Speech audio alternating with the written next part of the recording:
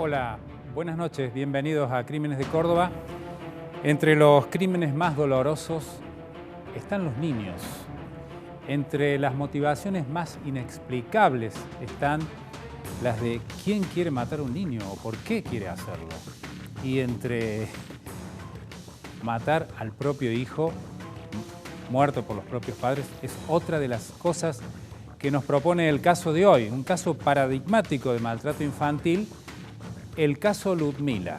Mediados de la primera década de este siglo, 6 de septiembre de 2005, estallaba en el Marqués de Sobremonte una crisis porque una pareja muy joven había llevado a internar a una bebita de solo 4 meses de edad al hospital italiano, donde ingresó luego de varias internaciones con un estado de muerte vegetativa.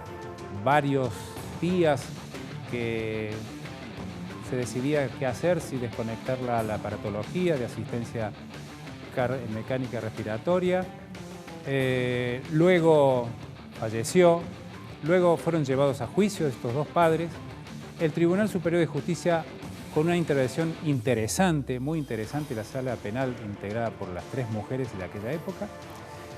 Y finalmente, las reflexiones de una justicia que en lo penal llega tarde porque no hay mucho por hacer. Lo más importante es en la prevención. La justicia de menores, que a lo mejor tuvo alguna intervención que pudo haber sido mejor y no alcanzó a prevenir este crimen cuasi irremediable en estos dos jovencitos padres que no querían tener esta beba y sin embargo la trajeron al mundo y pasó lo que pasó, una niña no deseada. Lo vamos a repasar al caso Ludmila, esta noche en Crímenes de Córdoba, de esta manera. El caso Ludmila fue paradigmático desde su comienzo y dejó huellas de época entre los cordobeses. El 6 de septiembre de 2005, Ludmila, de 4 meses de edad, fue internada en el hospital italiano con un cuadro de muerte cerebral irreversible. Desde un principio se supo que las gravísimas lesiones fueron provocadas dentro de su hogar, de Tomás Dirovi 302, en Barrio Marqués de Sobremonte, donde solo estaban sus padres, Estefanía Santa Cruz, de 21 años, y Sebastián Bachetti, de 22. Me vino 2 o 3 veces a comprarme el diario nomás, pero después lo veía que pasaban con la nenita. Y nada, era eso nomás, de vista nomás lo conocí. ¿La última vez cuándo los viste? Yo calculo que había sido el lunes o martes. Se frenaron en un taxi, acá, yo estaba justo allá afuera y frenaron un taxi. Se bajaron ellos dos, con la madre, no sé si del chico o de la chica era. Se bajaron ellos y la beba ya no estaba la beba. Y me pareció raro, o sea... Ah, porque siempre andaban con la beba ellos. Sí, o sea, la veía la chica que sabía tomar el colectivo, sabía con la beba, o si no, después pasaban así con la beba, todo, pero de ahí, después de ayer cuando me enteré, ya quedé choqueado por... ¿No te lo hubieras imaginado nunca? Nunca me hubiera imaginado eso, porque o sea, parecía un chico tranqui. 2 días después, los médicos pidieron a la justicia autorización para retirar el respirador artificial al que estaba conectada la beba. Los vecinos se movilizaron para pedir que no desconectaran a la víctima, al menos unos días, para sostener la esperanza. 5 días más tarde, el 13 de septiembre, Ludmila murió de un paro cardíaco. La causa directa de la muerte cerebral fue un fuerte golpe en la cabeza que derivó en doble fractura de cráneo y hemorragias cerebrales. Pero ese golpe no fue más que una larga sucesión de lesiones traumáticas que tuvo la beba en sus 4 meses y medio de vida, ingresando una y otra vez al hospital italiano donde la trataron numerosos médicos y profesionales. Nosotros tenemos ese testimonio reservado en Fiscalía. Indudablemente que hay elementos en ese testimonio que hacen levantar aún más sospechas de esta gente. ¿Son elementos, esos testimonios contundentes, como para inferir que fue el padre el que golpeó a la criatura? Los padres, o sea, están los dos detenidos. O sea, la nena tiene 4 meses, o sea, siempre ha estado en manos de ellos. Eso es lo que se ha buscado hacer, o sea, corroborar que esta nena no haya estado en manos de otras personas o al cuidado de otra persona. En este caso no ha sido así, ha estado en manos de ellos, de los padres. En todo momento. en todo momento. Se está trabajando para corroborar que esa lesión haya sido producto de una golpiza o de los padres. O sea, está la lesión constatada, hay que ver cómo sufrió la beba esa lesión. ¿Cómo reaccionaron los padres cuando ustedes los detuvieron? Acataron todas las directivas que se le dio y no expresaron nada, por supuesto. ¿En ningún momento manifestaron que eran inocentes? No. El entonces fiscal de instrucción, Marcelo Hidalgo, imputó a ambos por homicidio calificado por el vínculo y los llevó a juicio. El 19 de octubre de 2007, con jurados populares, la Cámara Undécima del Crimen condenó a 18 años de prisión al padre y a la madre de Ludmila. El fiscal Diego Albornoz había pedido reclusión perpetua. 3 años después, tras la casación de la sentencia, el Tribunal Superior de Justicia condenó a Bachetti y Santa Cruz a prisión perpetua por homicidio calificado por el vínculo. La Sala Penal del TSJ, integrada por las vocales Aida Tarditi, María Esther Cafure de Batistelli y María Mercedes Blanc de Arabel, determinó que Ludmila murió producto de los golpes que le ocasionó la madre, Estefanía Santa Cruz, según se comprobó a través de indicios de la causa. Sin embargo, lo relevante del caso es que el padre de la pequeña, Sebastián Bachetti, también fue condenado a prisión perpetua, pero por omisión impropia, es decir, no por ejercer violencia física, como hizo la mamá, sino por omitir actuar en protección de la beba, por ejemplo, denunciando los golpes. Las vocales dijeron: no podía ignorar Bachetti lo que acontecía. Los daños se repetían, cada vez eran más graves. La vinculación con maltrato venía de opinión de profesionales, era interpelado también por familiares. Pero la actitud omisiva de Bachetti fue más allá y el TSJ le atribuyó no solo no denunciar a Santa Cruz ni hacer nada para evitar los maltratos. El padre, dice la sentencia del Tribunal Superior, además de pasividad, respaldó las versiones mendaces acerca del origen de las lesiones ante profesionales y familiares.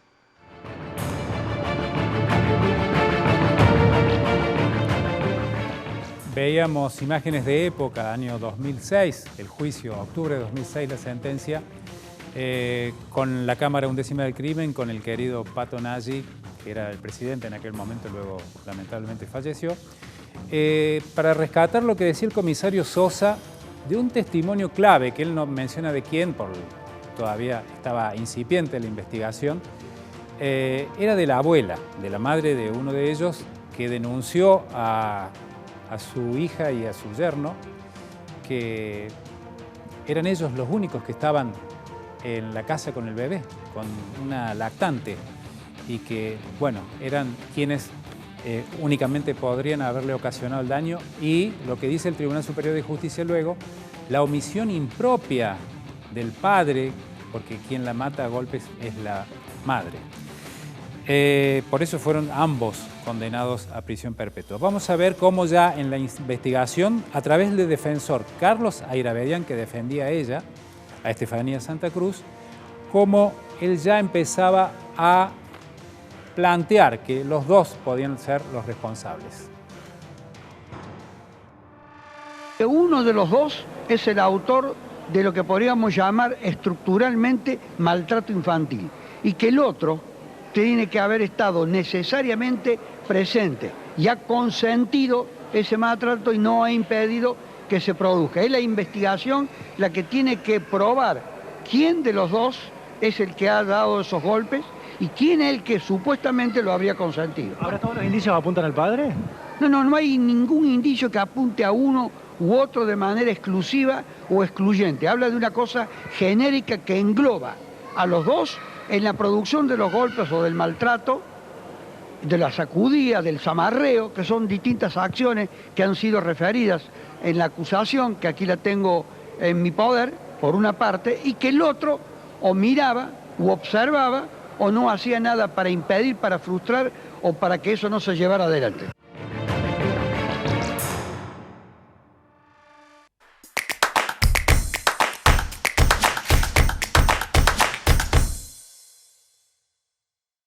Atención, todos los mayores de 60 años, las mujeres embarazadas con indicación médica y las personas con discapacidad que aún no hayan recibido la primera dosis de la vacuna contra el coronavirus podrán asistir directamente a los vacunatorios COVID-19 de la provincia sin turno previo.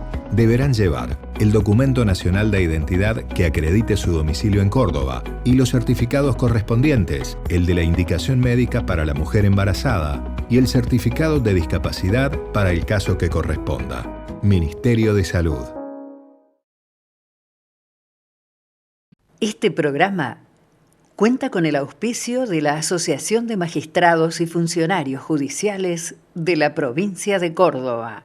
A la hora de defender sus derechos, elija un profesional de confianza y avalada trayectoria. Juan Fernández Salé, 30 años en la defensa penal. Testeate. Ayúdanos a combatir el COVID. Mientras avanza la campaña de vacunación, nosotros seguimos trabajando en algo muy importante: seguir testeando. Por eso ya habilitamos 22 espacios para que puedas testearte. Hoy estoy aquí, en el Registro Civil, y se van a sumar 4 más. Vamos a tener 26 lugares para facilitarte, para acercártelo a tu barrio. El testeo nos permite detectar el virus a tiempo. Es por orden de llegada, es totalmente gratuito. Testeate, ayúdanos a combatir el COVID. Córdoba Capital, Municipalidad de Córdoba. Estudio Jurídico Arias, abogados, agentes de la propiedad industrial, patentes y marcas. Alasia es noticia. Un resumen indispensable con lo que tenés que saber al iniciar el día. Alasia es noticia. Periodismo para la gente. Por Continental. Gente de radio.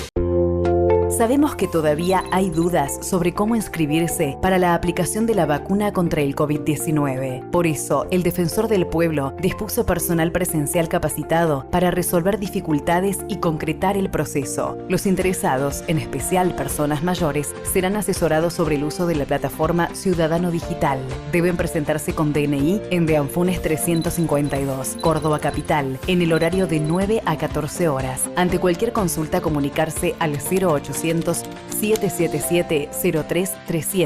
de 9 a 14 horas.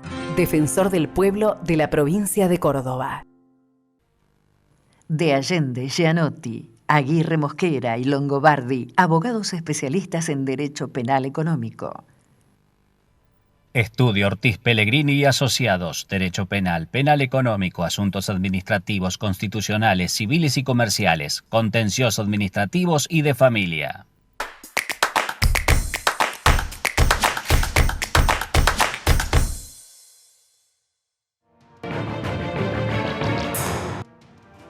Bueno, este es el segundo bloque del programa. Recién veíamos al doctor Carlos Ayravedian, que se refería a la acusación. Esa acusación la estaba haciendo en aquel momento quien era, en aquel momento, fiscal de instrucción, Marcelo Hidalgo. Él era quien ya estaba planteando esto de la responsabilidad de ambos padres. Fuimos a buscarlo a su despacho hoy de fiscal de Cámara y él nos contó cómo fue esa instrucción. Marcelo Hidalgo. Bueno, Marcelo, ¿qué recordás del caso de la instrucción particularmente? Bueno, fue muy conmocionante porque todo ocurrió con el hallazgo que realizan los médicos en el hospital italiano de una criatura que presentaba múltiples lesiones, una bebé muy chiquita que no tenía motricidad propia, y esa investigación nos fue llevando a descubrir que desde atrás esta bebé era ingresada a la guardia del hospital con a veces su padre, a veces su madre. Eran dos personas muy jóvenes, alrededor de 21 años, que no habían querido tenerla a esta criaturita.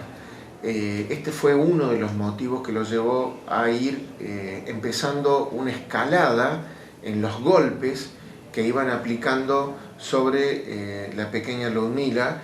Fue una escalada realmente muy violenta, y esto quedaba registrado en distintas hojas de consulta de guardia, hasta que finalmente una noche, golpes, traumatismos, contusiones, zamarreos, la bebé entra casi en un estado de coma y así es llevada e internada. A partir de ese momento, bueno, la investigación permitió el calvario que había vivido esta criaturita de apenas 3 meses, una niña realmente muy pequeña. Fue muy conmocionante y muy doloroso poder tener y cumpliendo el deber, reconstruir toda esa historia. Muy conmocionante y muy doloroso. Realmente lo que dijo Marcelo Hidalgo es así, fue así. Fue un caso terrible para la época y que marcó a la sociedad cordobesa de alguna manera como un caso testigo de lo que después iba a seguir sucediéndose y se sigue sucediendo, por lo menos con algunos mecanismos de prevención un poco más interesantes. Vamos a ver ahora también testimonio de época, el juicio del 19 de octubre de 2007, la palabra de los propios acusados a minutos de ser condenados a prisión perpetua, los papas. Yo la apunto a ella, sí. Yo nunca hubiese llegado a este punto de golpearle a mi hija, o sea, por eso es que yo sé que acá es así, o sea, si no es uno es el otro, y bueno, yo sé que no fui, entonces ahora tengo que probarlo. Me preocupaba el motivo, o cuál había sido el motivo de que le produjo eso en el brazo. Le preguntaba a Sebastián si no se le había caído, si no le había tironeado, nunca me dijo nada. Así que a lo que sacábamos, tratábamos de sacar deducciones, qué es lo que podría hacer. Que podría hacer la enfermera la semana anterior, que cuando le puso las vacunas y la vistió, que era en pleno invierno, hizo un mal movimiento con el brazo. Pero no sabíamos concretamente el porqué de la fractura. ¿Qué manifiestan cuando se aducen acerca de los malos tratos de la beba? Se acusan mutuamente. Hoy se han acusado mutuamente, cosas que no han hecho antes. Pero igualmente se acusan, pero a la vez se encubren en cierta medida. Es su valoración. ¿Quedó convencido de las declaraciones? No, yo creo que la relación, ella que me está afirmando algo, me está como periodista aguda, me está afirmando algo que no deja de ser cierto. No explican todo. ¿Qué no le cierra, doctor? No me cierra lo siguiente. Hay 5 lesiones graves. Al mes y medio la primera, a 2 meses y medio la segunda, a los 3 meses la tercera, a los 4 meses y a los 15 el golpe mortal. ¿Cómo yo, madre, que tengo una bebé en los brazos, no me voy a dar cuenta que la bebé está quebrada, que tiene la cabecita partida, que tiene una fractura en la costilla, que tiene el brazo quebrado? No me voy a dar cuenta. No me doy cuenta de eso. Una sucesión casi interminable de agresiones y de internaciones y nadie hizo nada. Los padres continuaron con lo que estaban haciendo. Las autoridades del hospital, repetimos lo que dijo el fiscal Hidalgo, no estaban sistematizadas en aquella época las historias clínicas, o sea, era todo hecho a mano. Ahora, por suerte, luego se corrigió eso y se hizo vía informática. En el próximo bloque vamos a ver qué podemos decir o hacer para prevenir este tipo de casos. En el próximo.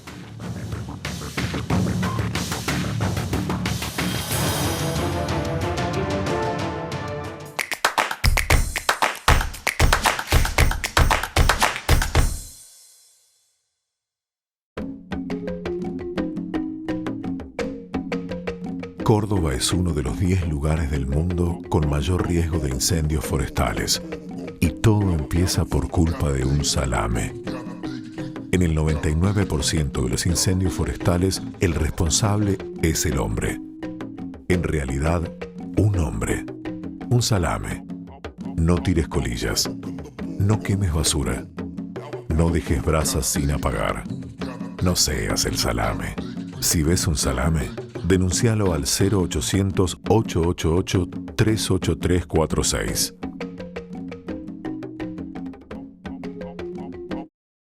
Estudio Jurídico Arias, abogados, agentes de la propiedad industrial, patentes y marcas. Alasia es noticia, un resumen indispensable con lo que tenés que saber al iniciar el día. Alasia es noticia, periodismo para la gente, por Continental, gente de radio.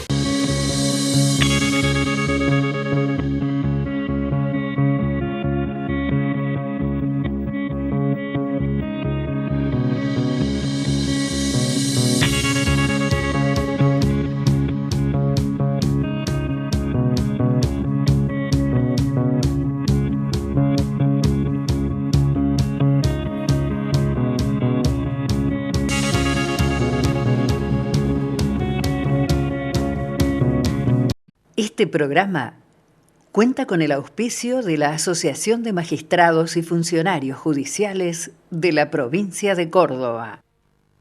De Allende, Gianotti, Aguirre Mosquera y Longobardi, abogados especialistas en Derecho Penal Económico. A la hora de defender sus derechos, elija un profesional de confianza y avalada trayectoria. Juan Fernández Salé, 30 años en la defensa penal.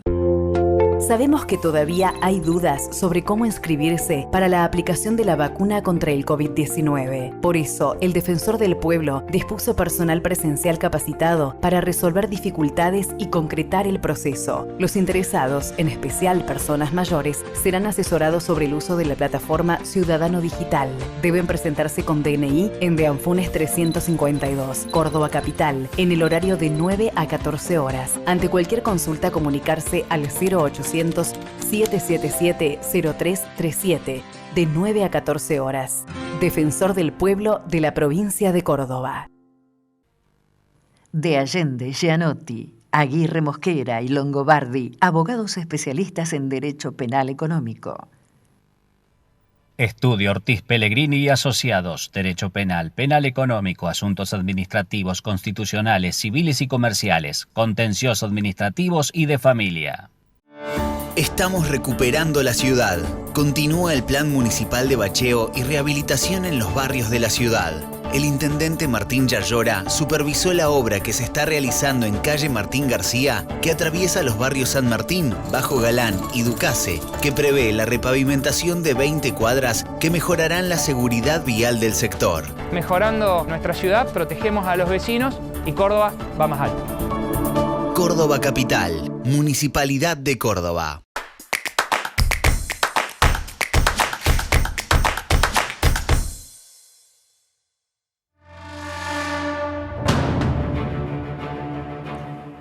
Decíamos al comienzo que la justicia penal poco puede hacer por lo que ya está consumado, pero la justicia de menores tuvo participación en el caso. Hicieron una inspección en la casa donde estaba pasando esto ante denuncias de golpes y maltratos a la niña. Vamos a ver qué nos dice la jueza Amalia García de Fabre, también testimonio de aquella época, sobre lo que sucedió.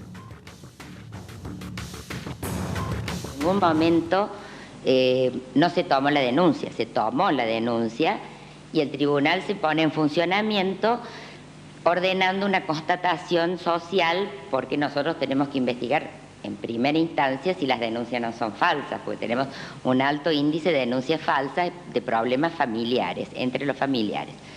Entonces se ordena una constatación en el domicilio de los padres, donde se pone expresamente que en caso de que la menor estuviera en situación de riesgo, tenía que ser retirada y procederse a internarla en una institución hasta tanto se pusiera uno en contacto con familiares. De dicha constatación surge que no solamente no retiran la menor, sino que la menor se encontraba en buen estado, aparentemente. Que los padres y la casa, todo reunía las condiciones como para que la chiquita estuviera ahí, permaneciera ahí con los padres. No obstante, dice la asistente social que intervino en ese momento, que sería importante pedir información en el hospital italiano, que es donde se atendió siempre la chiquita. La intervención de la justicia antes de que pasara lo que pasó, finalmente. Fuimos a ver al archivo de Canal 10 también y allí encontramos un testimonio valiosísimo. La licenciada Elsa Lerda, psicóloga especialista en maltrato infantil, con predicamento en la Facultad de Medicina, en la Facultad de Psicología, asesora del Comité de Maltrato del Hospital de Niños, se pronunciaba en aquella época sobre qué se puede hacer para evitar esto. Escuchemos a Elsa Lerda, es muy interesante. En el maltrato a menores el problema es que no hay, en realidad, no se ha consolidado en la sociedad la idea de que el niño es una persona y que hay que tratarlo como tal. No es una propiedad de los padres, que los padres pueden hacer con él todo lo que quieran. Entonces, porque el riesgo de maltrato es mayor cuando es lactante, cuando es muy pequeño. ¿Por qué? Porque además nadie lo ve. O sea, los padres están más tiempo con los padres que con los demás, o en otro lugar que no sea la casa. ¿Cómo se puede prevenir? Y yo creo que difundiendo cómo se crían los niños, difundiendo el riesgo que es no atenderlos en sus necesidades básicas y sobre todo tomando medidas cuando esto ocurre. O sea, lo lamentable es que en general el maltrato se produce, la gente lo ve, no lo denuncia, los profesionales muchas veces no toman las medidas adecuadas y bueno, hasta que no mueren no nos enteramos. A raíz de estos casos que han conmovido a Córdoba y el resto del país también, ¿se ha avanzado en algo en Córdoba? ¿Se han aceitado los mecanismos para evitar este tipo de maltratos, para concientizar a la gente?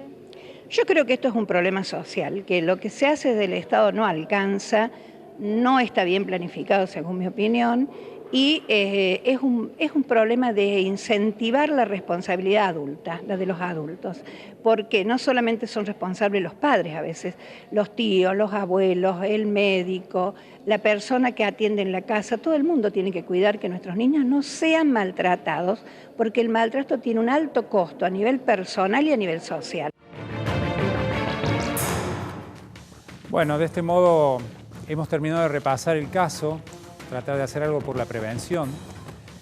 A modo de conclusiones de este programa, de las cosas interesantes que nos han dicho quienes estuvieron presentes en aquel momento, padres que no querían tener a esta hija, educación sexual, planificación familiar. Falló la comunicación dentro del hospital, las alertas que habría que haber tenido en tantas veces que fue internada, con fracturas, con lesiones en los miembros, hasta que entró en estado vegetativo, ¿no? La justicia fue al hogar y no detectó lo que iba a pasar. Las adicciones del papá de la víctima, otro elemento en este cóctel explosivo. Lo que decía la licenciada Elsa Lerda, el niño es una persona. Hay que respetarla como tal. Los de mayor riesgo son los lactantes porque están entre cuatro paredes, nada más que al cuidado o a merced de sus padres, que son los mudos testigos de lo que está pasando allí. Si hay maltrato, no hay otra persona que pueda intervenir en su defensa. Bueno, también decía Elsa Lerda que hay que difundir cómo se crían los niños. Y que, también dice ella, los adultos somos los responsables, las instituciones son las responsables. La justicia, los lugares donde se encargan del maltrato infantil y la educación de los papás, que traen al mundo chicos que lamentablemente no pueden defenderse, son los más inocentes y sin embargo pasan por esto. Espero haya sido de utilidad el programa para prevenir este tipo de casos. Me despido, hasta la próxima. Muchas gracias, muy amables.